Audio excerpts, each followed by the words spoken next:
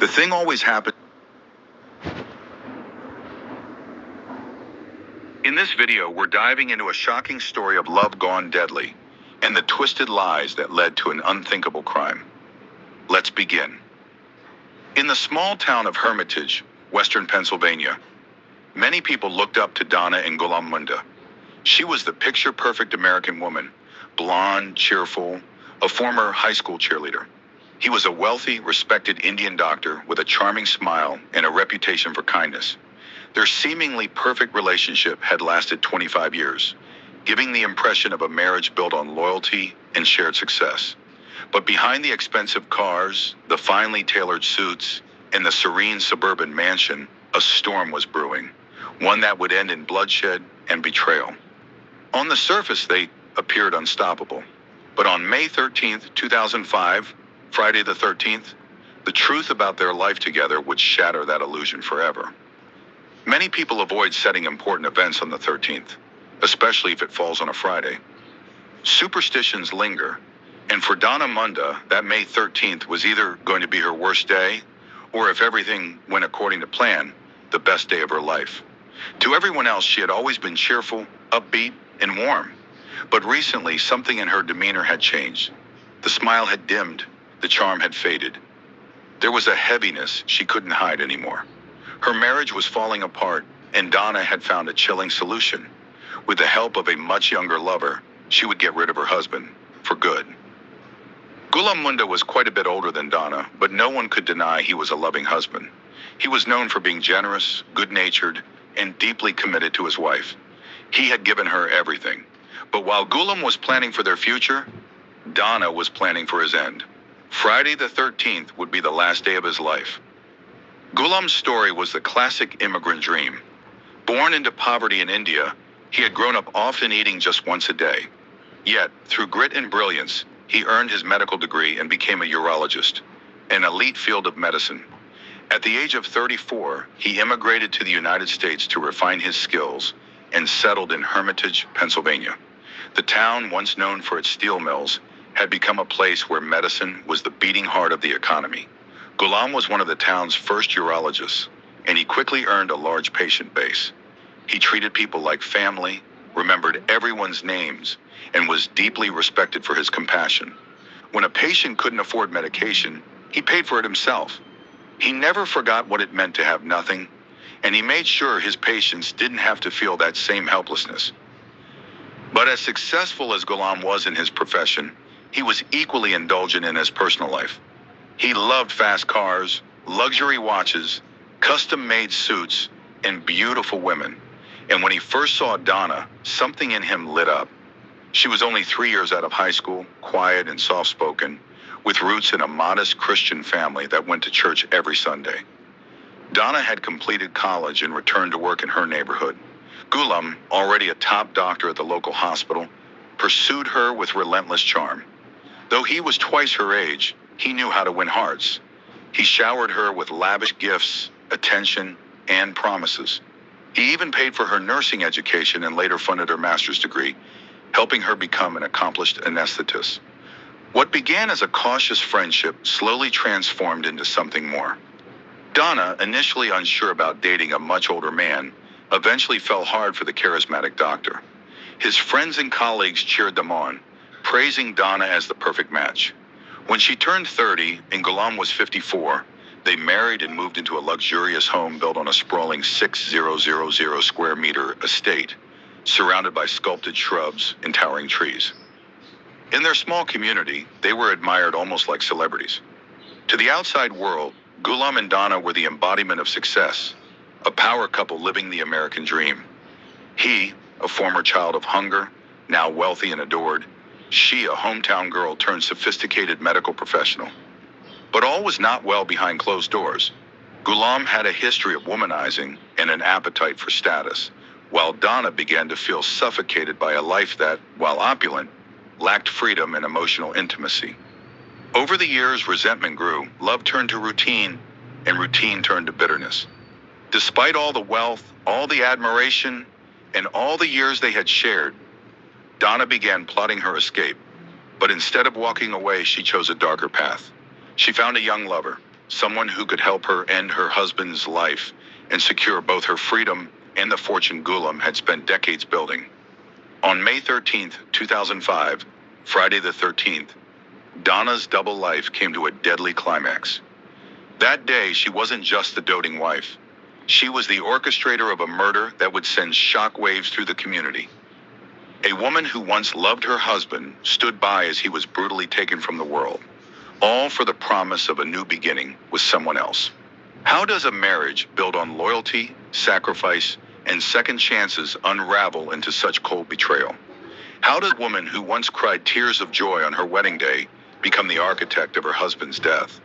These are the questions that haunted the people of Hermitage, and they're the questions we'll explore in this chilling tale of deception, greed, and love gone fatally wrong. The final chapter of Ghulam Munda's life could have been a shining example of how hard work, kindness, and selflessness pay off.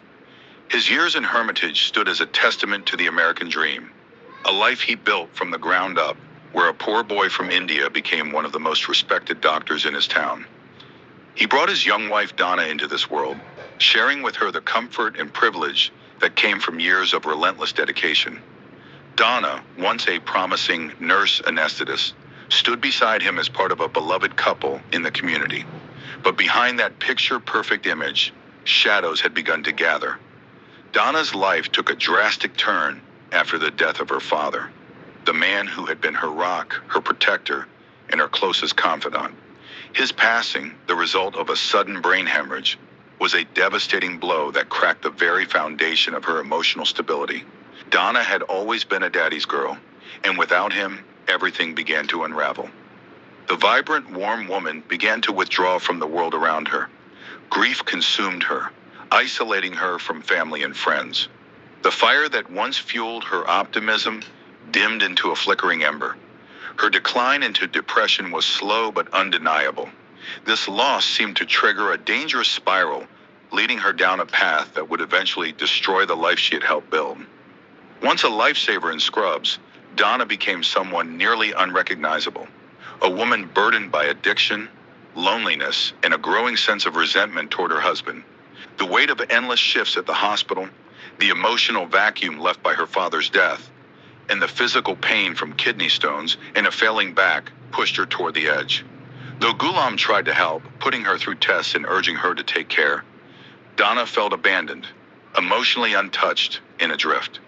The man who once spoiled her now seemed distant and disconnected. She felt invisible in her own home, misunderstood and starved for affection. Donna was 40 now, and Ghulam was well into his 60s. The energy, the intimacy, the passion, they had all cooled with time. Their once storied romance was now a shell. Donna, exhausted and drowning in unspoken grief, found herself emotionally depleted. Her only escape came through her work. Yet even that became a trigger. The irony of easing patients' pain while carrying unbearable anguish herself was not lost on her. Eventually, she turned to what she had once administered with professional care. Powerful prescription drugs.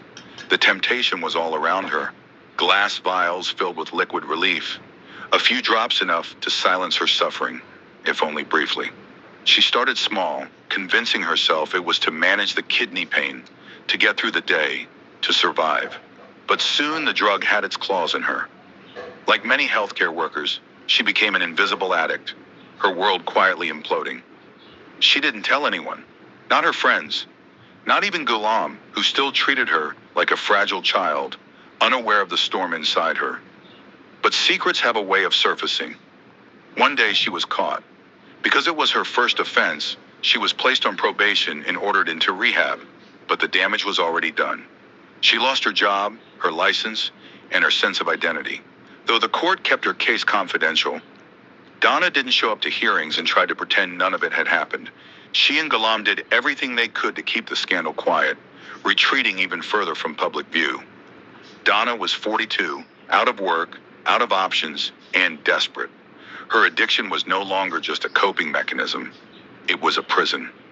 She was mentally and physically shattered, her life a slow-motion collapse, and she could no longer ask Ghulam for help. He didn't understand. He didn't know how deep her pain went, and she was too ashamed to let him in. Then came something, or rather, someone new. At the rehab center, where she was supposed to be getting clean, Donna met Damian Bradford. He was 23, muscular, handsome, and full of the kind of raw energy Donna hadn't felt in years. He was also a convicted drug dealer on probation, with a history of using steroids and a reputation for trouble. But none of that mattered to Donna. In her eyes, he was youth, he was escape, and above all, he was attention. Damian saw her too, not as a broken addict or a middle-aged woman, but as someone worth seducing. He liked that she looked out of place in the rehab center, dolled up with jewelry and heels, and Donna, starved for affection, was all too eager to bask in the glow of his compliments. It felt intoxicating, like the high she couldn't get from drugs anymore. Rehab romances are notoriously destructive, built on trauma, vulnerability, and a shared hunger for distraction. But Donna didn't care. She felt alive again. Like a woman, not a burden. When Damian needed a place to stay, she paid his rent. She bought him clothes, gave him money, even helped him get a new phone. He became her kept man, and she in turn became addicted to him. They called and texted constantly, 40, 50 times a day. He called her baby. She called him daddy. It might have sounded absurd to outsiders, but for Donna, it was validation. After years of feeling invisible, she was finally being seen. But as her love for Damian grew, her resentment for Ghulam turned into something darker. Her husband, once her savior, was now her jailer. She began referring to him as a prison warden, someone who monitored her movements and held her back from true happiness. Her reality twisted into a narrative where the only way forward was to erase the past. And in Donna's mind, that meant erasing Ghulam. He had the money, he had the power, and without him, she believed, she could finally be free to start over with Damian. So she began plotting, blinded by obsession, desperation, and addiction. Donna, once a cheerleader, a nurse, a daughter, and a wife, had become something far more dangerous, a woman who believed that murder was the only way out. Donna had painted a disturbing picture for Damon, claiming her husband, Ghulam Munda, was a mean and controlling man who held mental and physical power over her. This manipulation wasn't accidental. It was strategic. Donna carefully shaped this narrative so that Damon, her much younger lover, would develop a strong dislike for her husband, perhaps even a desire to remove him. Initially, Damian Bradford viewed Donna as nothing more than a brief affair, but the more time he spent with her, the deeper his feelings grew. However, Damian's personal life was complicated. His former flatmate, Charlene McFressier, still believed she was his fiancée. The jilted woman was furious that her fiancé had been stolen away by a married woman in her 40s. It was Charlene who ultimately made the call that set everything in motion. She phoned Dr. Munda and informed him that his wife was having an affair. The revelation shattered the illusion of Donna's marriage. But Ghulam wasn't as naive as Donna believed. Though he was kind, he was also shrewd. Years earlier, he had insisted on a prenuptial agreement, one that entitled Donna to a $250,000 payout if the marriage ended.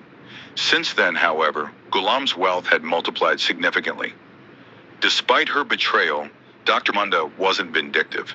If Donna truly wanted to leave, he told her he would let her go, and even offered her $1 million, far beyond what was stipulated in the prenup. Still, Donna refused. Perhaps money wasn't the only motive. Donna wanted it all: her freedom, her lover's devotion, and a much larger share of Ghulam's growing fortune. It was the late 1960s, and Ghulam wasn't a young man. Donna began to wonder, why wait? Why not speed up the process?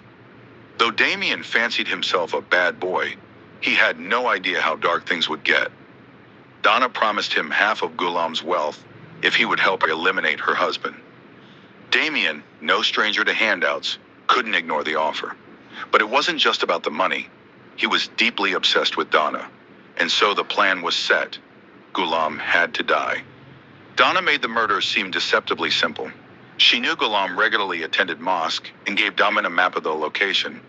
None of Donna's friends or family knew about her connections to a convicted drug dealer, but they were concerned about her recent claims. She began warning them that she feared Ghulam might be robbed. He often carried large amounts of cash. With this, she laid the groundwork for what would appear to be a random robbery. Damon staked out the mosque, waiting with a 9mm handgun. He was on the phone with Donna the entire time, receiving her guidance and emotional support. But the murder didn't happen. Maybe Damon froze. Maybe something spooked him. Whatever the reason, the mosque plan failed. Unfazed, the lovers swiftly devised a backup strategy. On May 13, 2005, Donna, her 74-year-old mother Dorothy, and Ghulam planned to drive their gold Jaguar to Toledo, Ohio.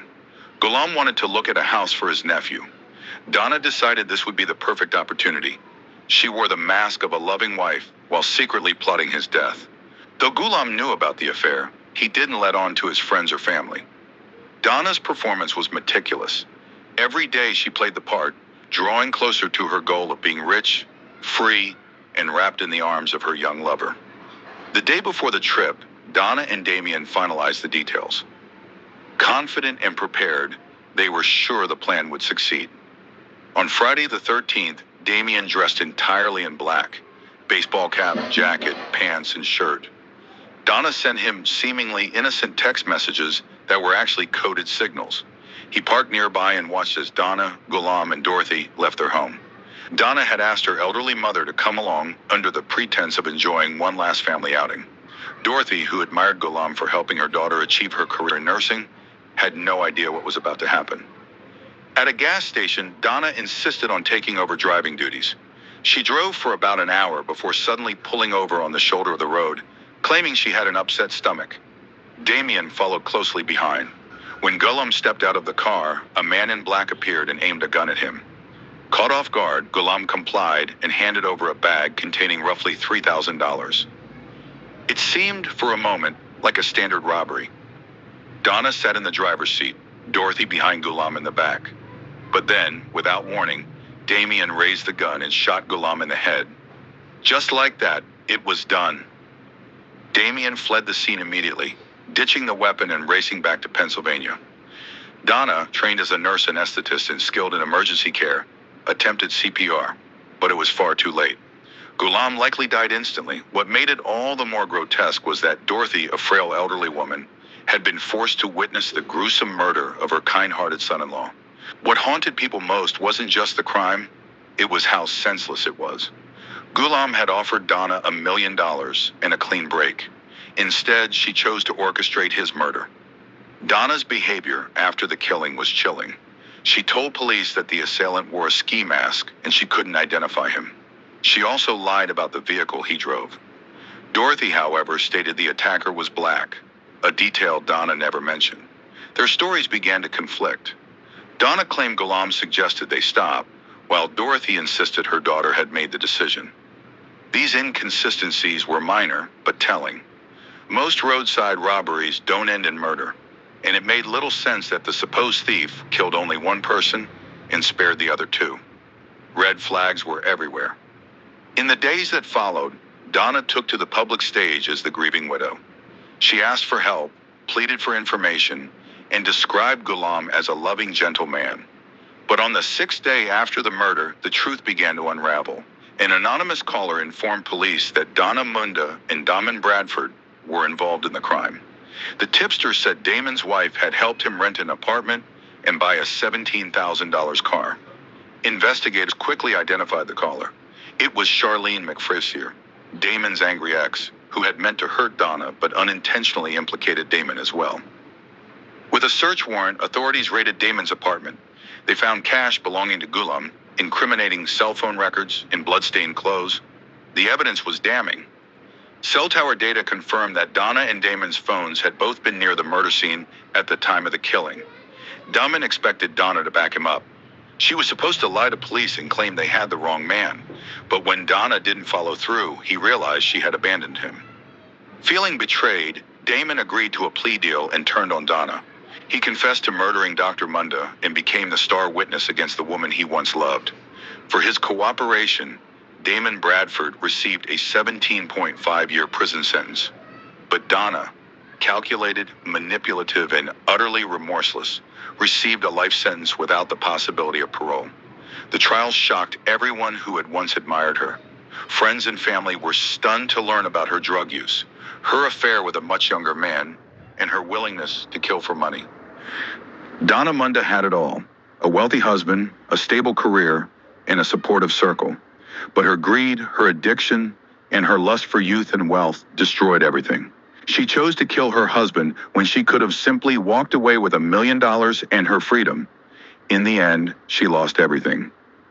Thank you for watching. If this chilling case of betrayal behind closed doors struck a nerve, be sure to like, subscribe, and turn on the notification bell for more true crime stories that expose the darkness lurking beneath the surface. Share your thoughts in the comments, and until next time, stay safe and stay observant.